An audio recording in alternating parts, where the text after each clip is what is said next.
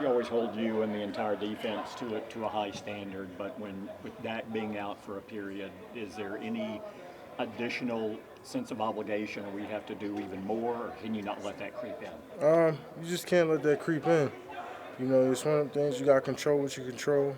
Dak's been out before against Minnesota last year, and we still held our weight. We just got to do what we got to do and hold to them to a minimum points as possible and make sure they get the ball as many times in the game and get as many 3 outs as we can and get turnovers, you know. That's our job, so, you know, nothing can fall off. There can't be a drop-off. We got to continue to get better and just continue to keep trying to get this first one. What's the mood in this locker room? Practice? How y'all feeling? I think everybody's a little sore. Obviously, first game's always the roughest, you know, but everyone's still high-spirited and ready to try to, you know, continue on this journey what we planned in the beginning. They trying to say you no-showed. Did y'all not do that deal or what? I don't know if there's like a miscommunication, but, you know, as my starting quarterback went down and we lost, I just didn't think it was appropriate for me to be on the show at that point. Um, you know, I think it's time, even myself, I need to step up and be the leader. And it shouldn't be on TV. It should be in this locker room, and this is where my focus should be right now. So I got people that handle that type of stuff. You know what I'm saying? So if there's a miscommunication on that part, then I'll correct that. But you know, I have nothing but love for Skip and Shannon, and I wouldn't just no-showing anybody like that. A man's only as good as his word. Okay. So they knew beforehand that you weren't coming on this week. I have no idea outside of Okay. But you knew beforehand you weren't coming on. Yeah. Okay. Micah, obviously there are plays y'all will want to improve on defense. When you look at the no defensive penalties, what does that say about what y'all did, and how do you want to continue to build on that? It really just shows growth, you know, growth going between that first and second year, and the focus that we come, and then that we're just going to play hard, clean football, minimize those penalties, make teams really earn it. You know, I think there's been a lot of growth in this locker room, especially on the defensive side of the ball. Everyone making that jump from year one or year two, and some even 7 and 8. But we're all working together, and just shows you what type of team we're trying to be. You're always hard on yourself. How would you evaluate that first game? Now that everybody knows who you are now, a little bit more so than last year. You know, I thought, you know, what I did was good, but it just wasn't enough. Not enough to put a win out. You know, we needed more turnovers. We needed more stops earlier. There's a lot of things that we could have done better. Just try to change the outcome of that game. Did you see more attention as the game progressed last week? The attention was the same. I think I was ID'd everywhere I was at. I mean, the attention's going to be there. You know, it's going to be there regardless. Mike, I think you played every defensive snap. How were you feeling coming out of the game, and can you keep that up for a full season? Yeah, I could keep that up. You know, it's just going to go back to I put so much work in this off season and just putting in work with the coaches, coming in, meeting with them, doing the extra stuff. I got to make sure I'm able to play every defensive snap. That's something I want. I'm putting that chip on my shoulder. No one else is making me want this. I want to do this for this team, and I know if I'm not out on that field, I just need to be out there on the field. Really, you know, I don't want to come off. I told Coach I don't want to come off. They asked me if I'm good. I tell them I'm good. You know, obviously I'm sore, but you know that comes with the game. I just love what I do.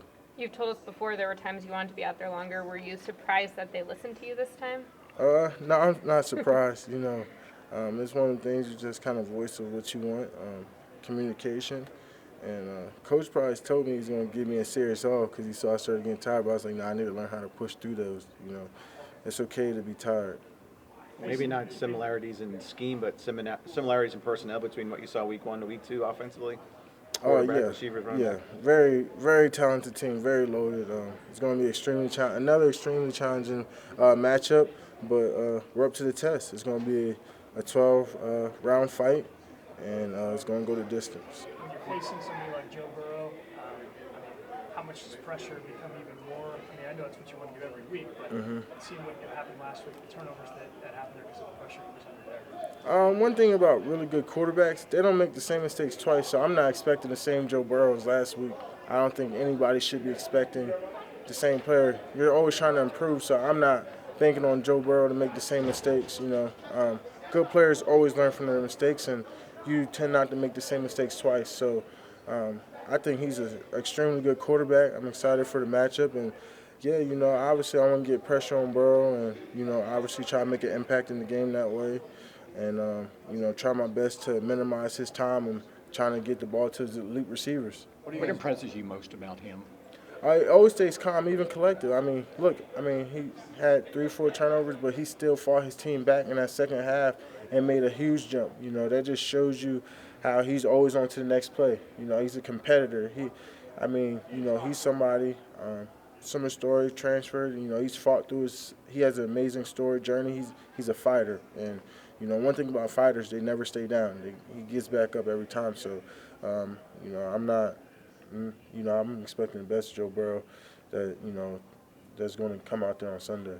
Mike, you've talked about how important it is that to be the best player, you have to step up in those big moments. For your sacks to come in the red zone last week, what was that saying? Take us through your mindset when so much is on the line in a play like that. Yeah, I'm just focused on getting to him, and if I don't get to him, at least make sure this ball come out as quick as possible. Make his decision come out quick, and obviously on third down, those are the money downs. I'm thinking it has to be now. We gotta get off the field. They have to take this 3, especially if they're in our territory. So. That's always the mindset.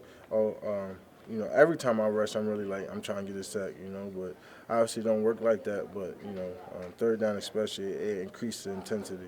I know it's only a 1-game difference, but the difference between 0-2 and 1-1, that seem different? Yeah, we've been in these shoes last year, It almost is identical. We was 0-1 last year, going against an extremely talented offense, but it was the Chargers. And it might not have been Dak, but it was D-Law, and everyone was crushed. And, of course, we had people that stepped up. People wanted to step up again, and that's what we got to bank on, people stepping up and getting ready to prepare their best into these roles. We can't miss a beat, and we got to come out here and get this win. Injuries happen. It's the game we play, but we got to step up and play football. What do you think of some of the issues with the run defense? Cincinnati's got a pretty good run game themselves. So what do you think we had so much problems with the run last week? We just got to stay in our gaps and stay sound. Sometimes we slip out of our gaps. We just got to, own into our roles and our responsibilities and, finish at the ball. It's something that we got to improve on and we got to do better on and we got to emphasize this week.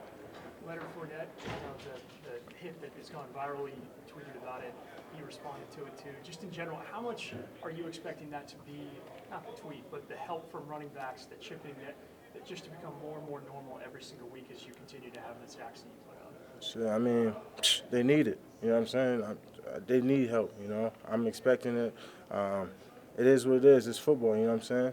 But, I like me one-on-one against anybody, and I'm going to take it like that. I'm expecting it. I know they're going to bring it. It's just something I got to be more conscious of and just take it from there. You said, did you take it as a cheap shot or just take it as this is the game, this is what it is? It is what it is, bro. I got Ray back up. It's cool. He said what he said. I said what I said. I just know at the end of the day, I know I'm going to still be a good player out there. You know what I'm saying? It is what it is. Let him have it. He got that one. I got one. It's football. Cool. Thank you.